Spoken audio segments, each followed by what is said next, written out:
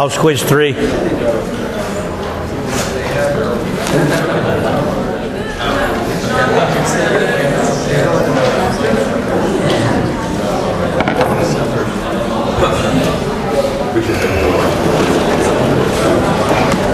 Let's proceed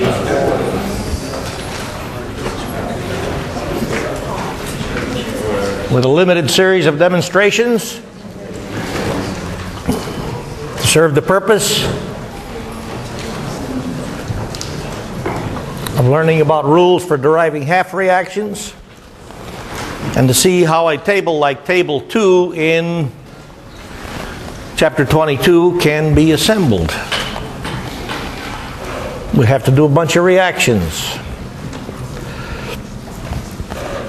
For example, to distinguish between the different strengths in a bunch of different reducers,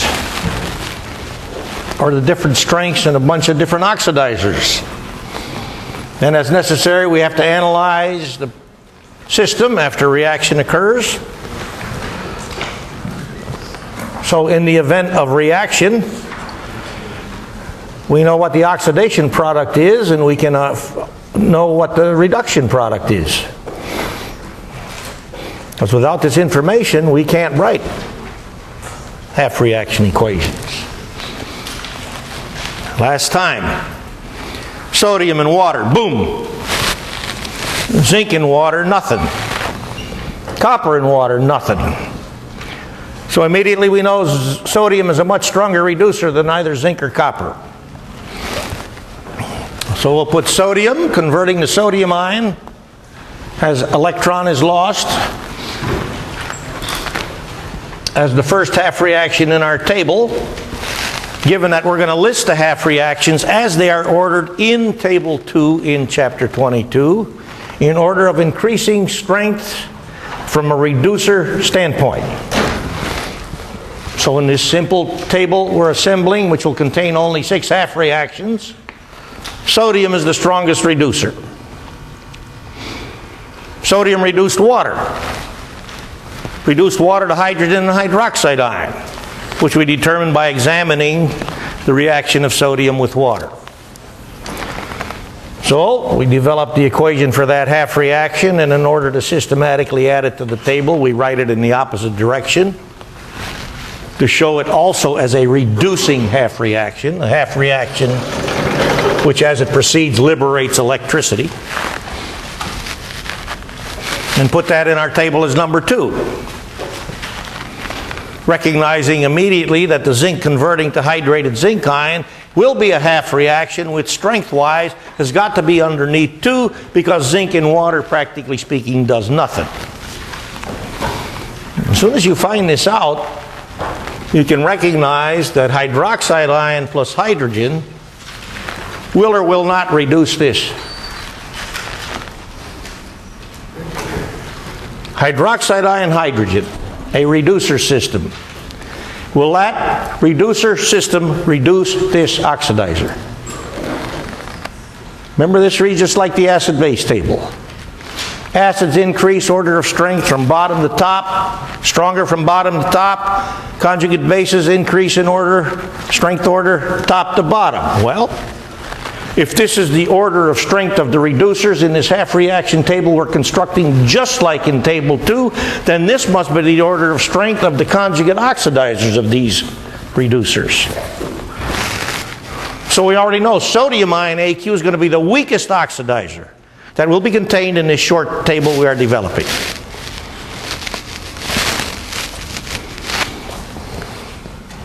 This reducer system is weaker than this oxidizer.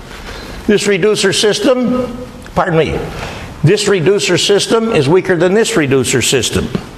That means this reducer system will not reduce this oxidizer, but this reducer system will reduce this oxidizer.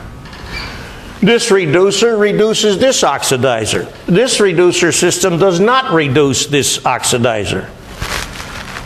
You could put sodium ion in water solution and treat it with hydroxide ion and hydrogen forever and a day. You'll never make any sodium out of this. Just like the acid-base table. All right. Now we also know that copper in the presence of water is a weaker reducer than zinc in the presence of water. We learned that when we talked about developing the electrochemical cell from zinc and zinc sulfate solution and copper sulfate solution. We also learned about it as a consequence of what we did the other day after we observed that zinc was readily oxidized in 1 molar sulfuric acid solution, whereas copper is not oxidized in 1 molar sulfuric acid solution at all. Well, maybe it's the case that copper can be oxidized by hydronium ion, but the hydronium ion molarity has to be greater than 1 molar. You'll learn that reaction progress, for example, certainly depends on concentrations. When in 2045, for example, you talked about kinetic processes, where reaction rates often, always depend, at least for just about all reactions, on reactant concentration in some form or another. So let's try copper in 9 molar sulfuric acid solution, where the hydronium ion concentration is 9 molar, 9 times greater than 1 molar sulfuric acid solution. Well, I'm not going to bother to set up the system because, again, we'll get no reaction. But what about copper in 6 molar nitric acid solution? So I'm going to set up this system, and as I set up this system, as always, I want you to write the PSI for the 6 molar nitric acid solution.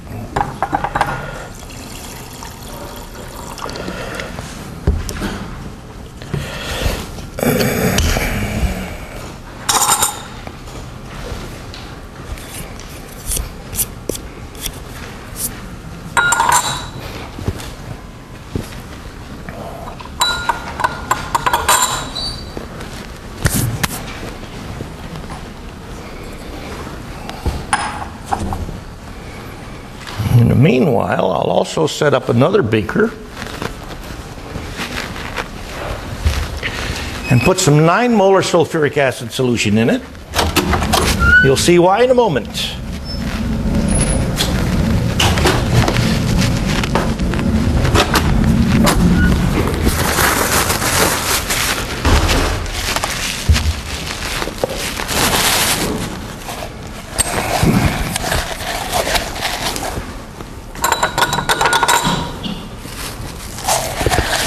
Do you see any color beginning to develop in the copper nitric acid system?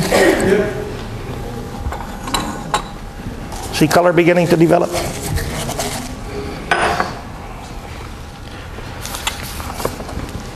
Yes? All right. Phew. Gas is also being produced. We'll ask for observational confirmation of that in a moment. The gas is unfortunately traveling right toward my nose, and I don't like it.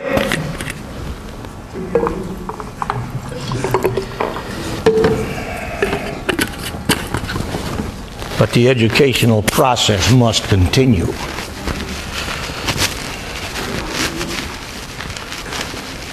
Color intensifying.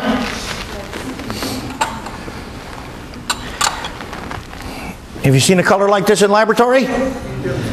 And what is the species which exhibits this color? Hydrated copper ion? Don't say copper. This is copper. That's hydrated copper ion being formed, and they are vastly different. Now then,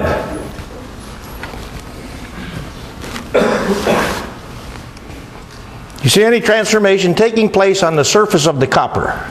Yes. What do you see? White solid. White solid.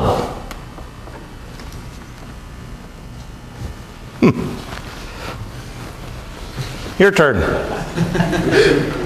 What do you see on the surface of the copper? Blue. Blue. What do you see on the surface of the copper? Bubbles. Bubbles. We got a white solid, we got blue, and we got bubbles. For some reason, I have reached the conclusion that all of these observations do not coincide with each other.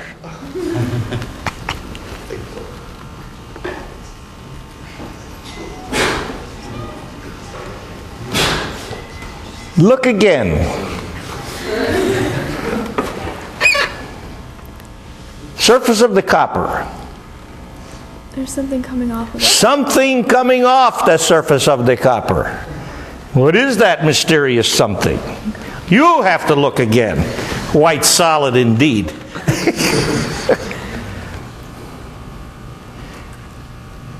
I'll go with bubbles. You're going with bubbles. Tiny bubbles. Lots of tiny bubbles. We'll get Don Ho in here to sing his song.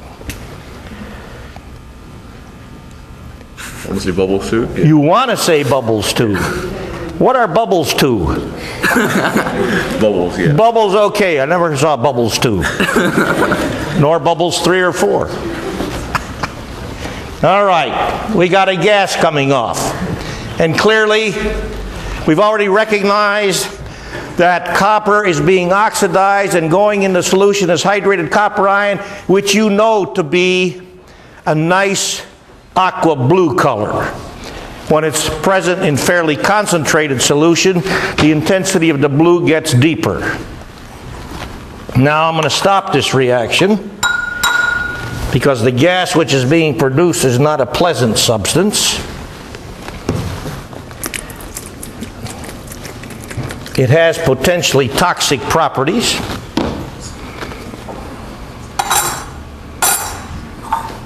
And go back to what I asked you to consider.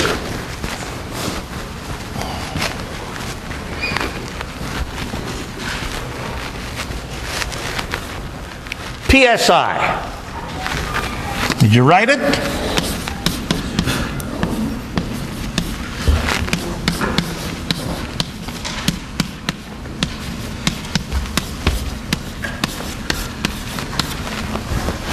We all get this? Good. Now comes the question.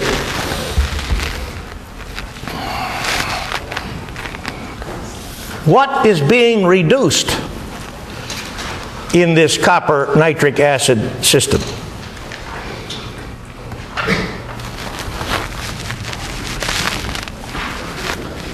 Is it water? If you throw pennies in a wishing well, do the pennies react? Is it hydronium ion? Is copper oxidized by 9 molar hydronium ion? No. That leaves one species left. Nitrate ion.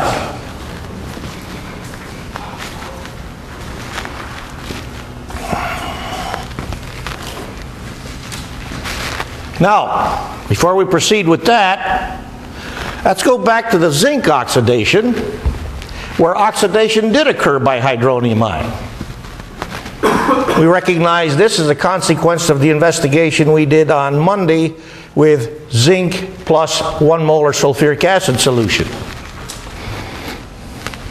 Now, what you did in 45 laboratory, assignment 5, part 1, I trust, or at least I hope I trust correctly, that at least some of you will remember this.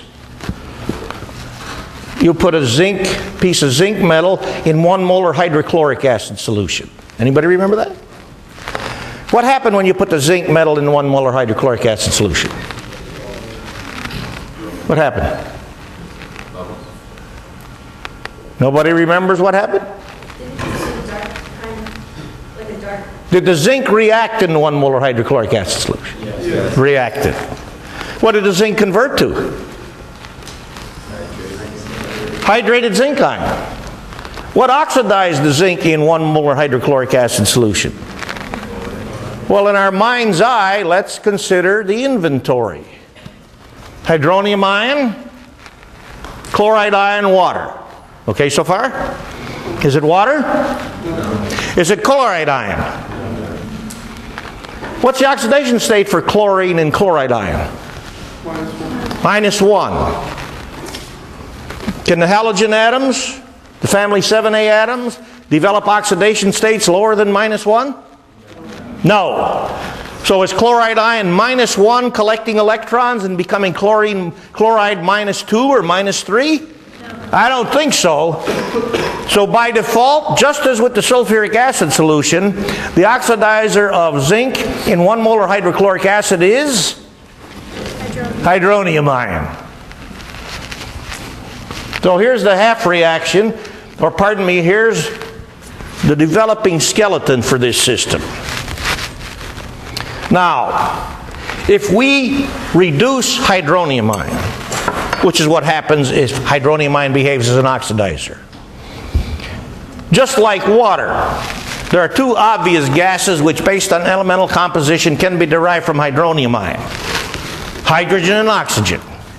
Can I give electrons to hydronium ion and create oxygen? We talked about the possibility of giving electrons to water and creating oxygen. You remember that analysis? In oxygen, elemental, what's the oxidation state for the oxygen atoms? Elemental oxygen. Oxidation state for the oxygen atoms? 0. Oxidation state for oxygen in water? -2. Oxidation state for oxygen in hydronium ion? -2.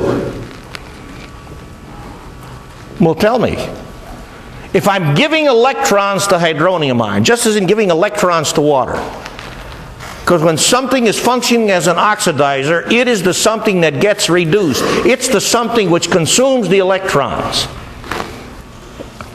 Can I transform a -2 oxidation state oxygen into a 0 oxidation state oxygen by giving -2 oxidation state oxygens electrons? Come on now, we can't do that. That's impossible. So it must be true that the component of the hydronium ion which is collecting electrons, hydrogen. What about these hydrogens? +1 oxidation state hydrogens. How about hydrogen protons? Question. Since we've now recognized that the gas product is hydrogen gas, given that it can't be oxygen gas, is it possible, be careful when you answer this question, is it possible to make one hydrogen molecule from one hydronium ion? Is it possible? Is it possible? How many hydrogen atoms do I need to make a hydrogen molecule? How many hydrogen atoms in a hydronium ion? So is it possible? You're damn right it's possible. Now, is it real? Why not? Well, let's consider a step process. We have just recognized that it's the +1 oxidation state hydrogens which collect electrons.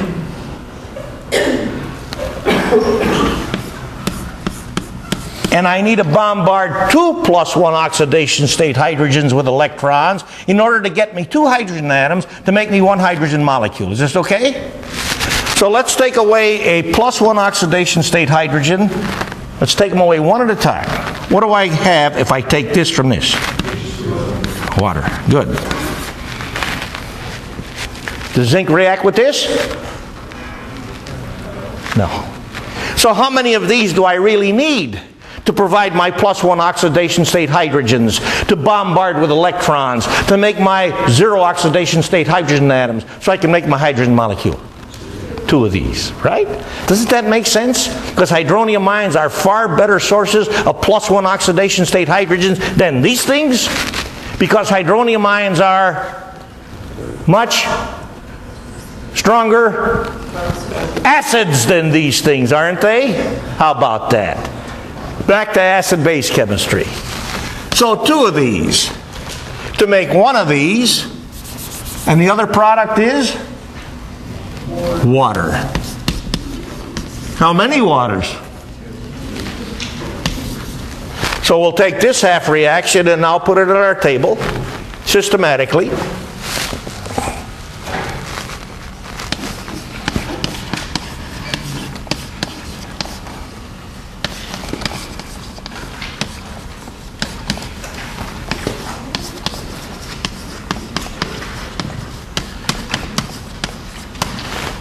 In other words, take that half reaction after we developed it, write it the opposite direction to put it on our table. And we are now looking at a list of 5 half reactions. We'll now develop the 6th, the remaining half reaction for our short table, which follows from the oxidation of copper in nitric acid solution, for which we have concluded by default that which of these gets reduced as copper is oxidized in nitric acid solution?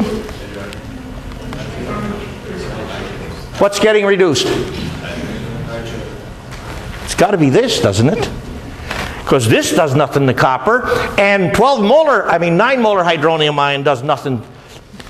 9 molar this does nothing to copper, so 6 molar this isn't going to do something to copper, so it must be this. Now then, what are possible reduction products derivable from nitrate ion? Well, that I think would not be a fair question to ask you, because nitrate ion can be reduced to all kinds of nitrogen oxides, including nitrogen gas itself. Well, that's not a nitrogen oxide, but it can be reduced, to all kinds of reduction products, many of which are nitrogen oxides. N2O4, NO2, NO2 minus, NO, N2O, or nitrogen gas. Or if I hit nitrate ion in acid solution with a really strong reducer, like magnesium, I can reduce nitrate ion all the way to ammonium ion. Tell me, if you remember straight away, what's the oxidation state of nitrogen in nitrate ion? +5. Oxidation state of nitrogen in the ammonium ion? -3. All the way from +5 to -3 in one fell swoop by hitting this with a really powerful reducer. Well, copper is not that powerful a reducer. In this system, to identify the reduction product, we'd have to trap it and then analyze it. And we'd find out it's this. That's our reduction product. Now, in this case, I'd have to tell you that. There's no way you could know which of these reduction products was produced by the oxidation of copper by nitrate ion. So now comes the issue of, what's the half reaction for this reduction of nitrate ion process?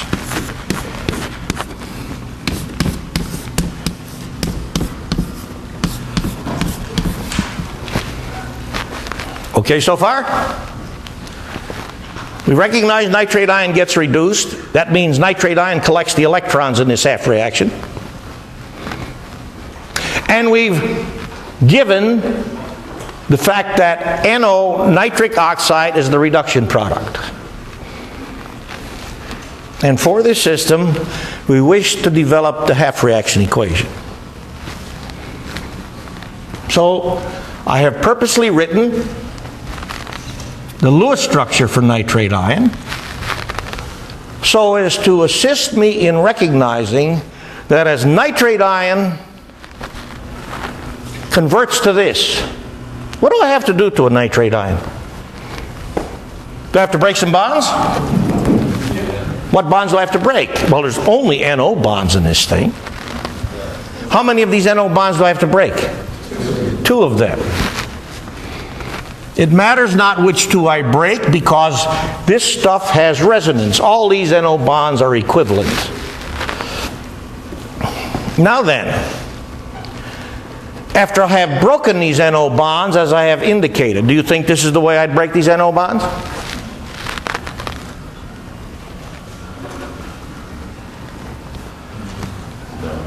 If I go to an NO bond site, do you think this is the way I'd break the NO bonds? Well, I think I would. Why? Which atom is more electronegative? How about that? And so after we've broken these bonds, as indicated, because oxygen is more electronegative than nitrogen, haven't we played this game before? And when we played this game before, we did this to determine oxidation number, didn't we? Well, let's determine oxidation number again. After breaking bonds, as we have indicated on the board, tell me the oxidation state or oxidation number for each oxygen atom. What is it? -2. Wonderful. So I'm going to write this down. And then ask you to examine your acid-base table. Come on, let's go. Acid-base table. You find this formula on the acid-base table? What can you tell me about the chemistry of this thing? Is it a base? How strong is it? Really strong. It's as strong as Bronsted base on our acid-base table, isn't it? So we are now recognizing by this simple analysis that as nitrate ion is reduced to NO, the process involves putting -2 oxidation state oxygens into the system. And these -2 oxidation state oxygens are very powerful bases. If I put bases into a chemical system, what will the bases do, if anything? They will react with H+. And where are these H pluses going to come from? Where are these H pluses going to come from? Where are these H pluses going to come from? Tell me the answer that's always correct. The strongest acid that's in the system at high concentration. And for any system, how do I identify the strongest acid present? By our PSI? How about that? Have we done this before? Well, let's do it again.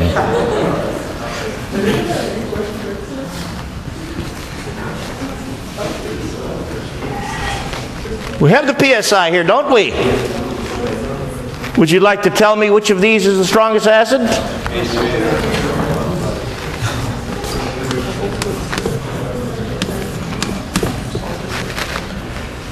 What are we doing to develop this half reaction equation? We're relying on chemistry which presumably we've already learned. Yet some of you indicate to the contrary. That's not good. Acid solution. How many hydronium ions will one oxide ion murder? 2. Notice that. If you play this game like a bookkeeper rather than like a chemist and say, well, oxide ion kills one hydronium ion and produces hydroxide ion. Because that's what you make when you give one H+ to oxide ion, isn't it? Are you going to make hydroxide ions in the presence of hydronium ion? Come on now.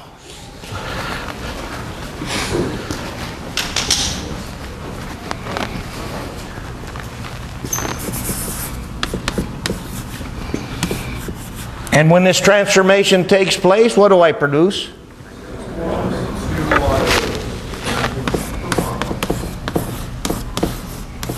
How many? How many? 3. We do have to count a little bit. If I deprotonate 2 hydronium ions, that makes 2 waters. And what was the fate of these 2 protons? Stripped from the 2 hydronium ions. They landed on this, didn't they? That made another water. Good. Now let's look at what we have so far and tell me to convert 1 nitrate ion to 1 NO molecule. How many total hydronium ions do I need? 4. Because I'm going to murder 2 of these oxide ions, aren't I? Or so-called oxide ions. And so, beside NO, what am I making? How many? How about that?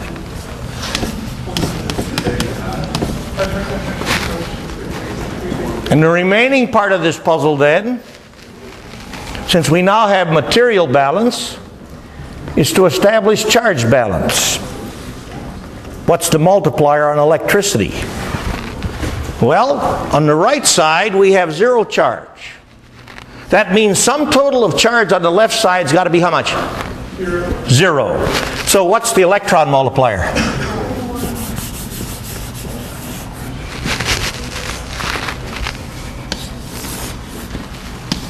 Don't forget, this is nitrate ion.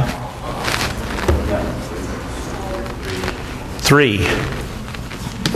And if you put the correct coefficient in front of electricity in a half reaction, you will always have a quantity of electricity which matches change in oxidation number. Nitrate ion. What's the oxidation state for nitrogen? And NO? +2. If I want to go from +5 to +2, do I not have to add 3 electrons? That's the way we do it. This is an illustration of using these rules. So we now got one additional half reaction. This one. This completes our table.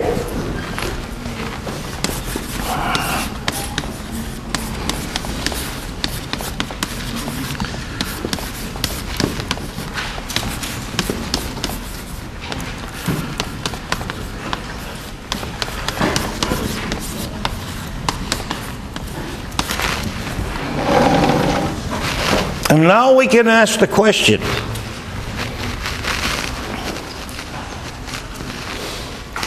with this table, have we proved that the production of hydrogen by redox depends on pH? With a series of demonstrations we conducted, did we show that the production of hydrogen by redox depends on pH? Did we? Zinc.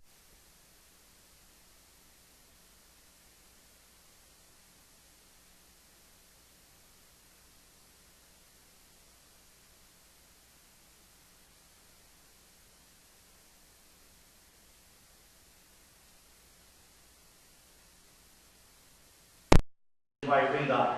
Acidic or neutral? Acidic, how about that? Which I think will immediately tell you that neutral is better than basic. Now then, if I wish to conduct, by using the information in this table and no other information, the strongest, most potent energy-giving redox reaction, what will I mix?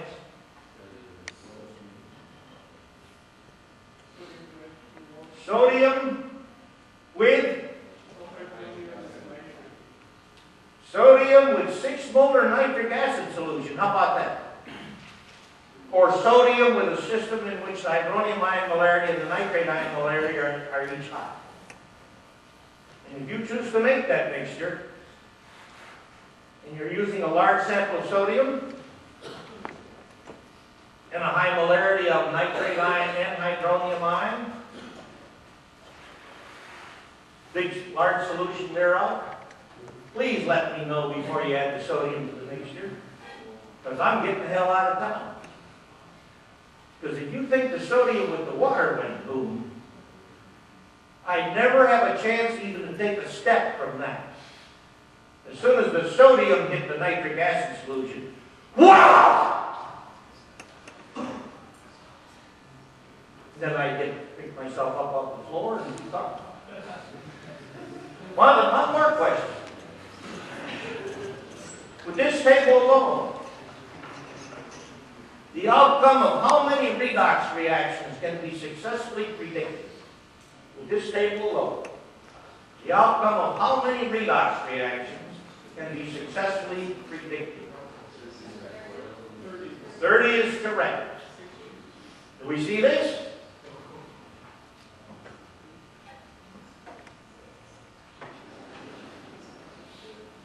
Six reducers.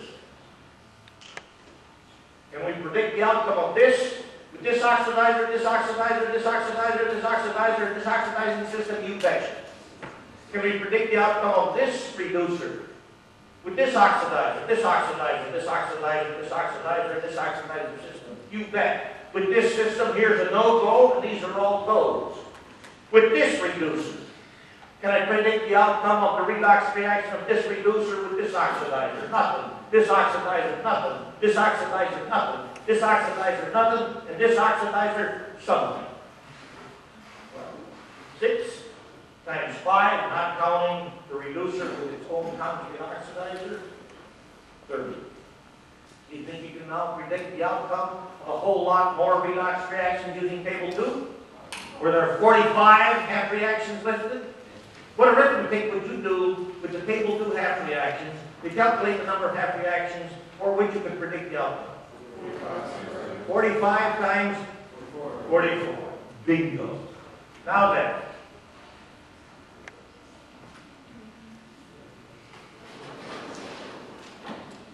on with the rules. Rule 0. We have to successfully analyze any redox reaction system. Separate oxidation from reduction. Wait, back up. Something else I wanted to do here, and I forgot about it for a moment.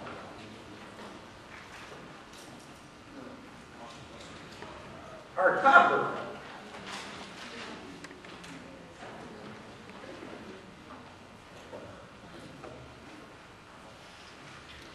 which showed us that it can be oxidized by 6 molar nitric acid solution,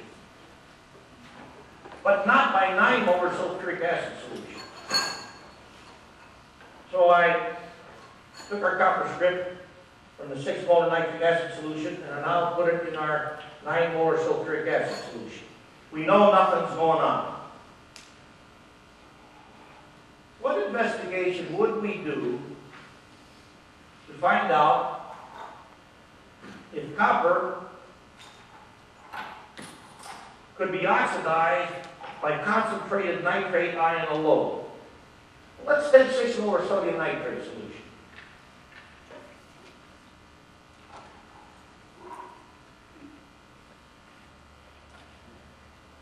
Because we recognize that in the nitric acid solution, nitrate ion is the stuff that got reduced. It's the stuff that was responsible for oxidizing copper.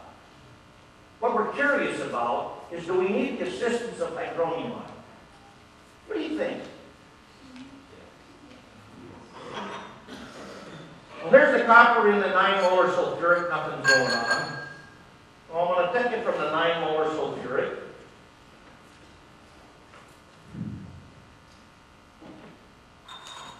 And put it in the 6 molar sodium nitrate.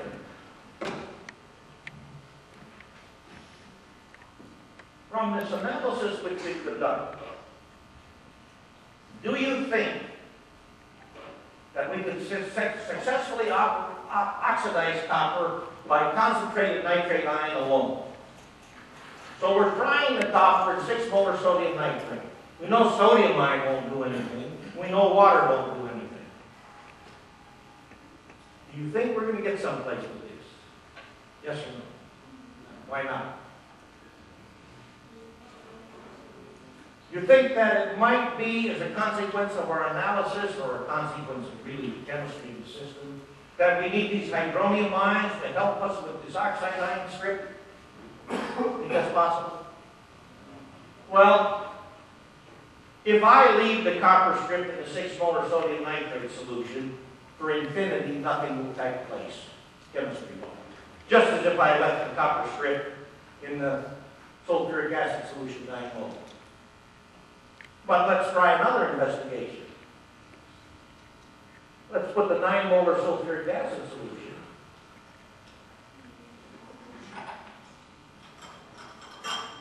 with the 6 molar sodium nitrate solution. Because now we have in fact built a system which is just like 6 molar nitric acid. Of course, it also contains hydrogen sulfide, but that shouldn't matter because the copper in the 9 molar sulfuric acid solution does. Anything going on here? Any color beginning to develop? Shall we survey the audience once again to see if we see shiny, tiny bubbles forming on the surface of copper? Because indeed we do. No white solids. All right, pick it up.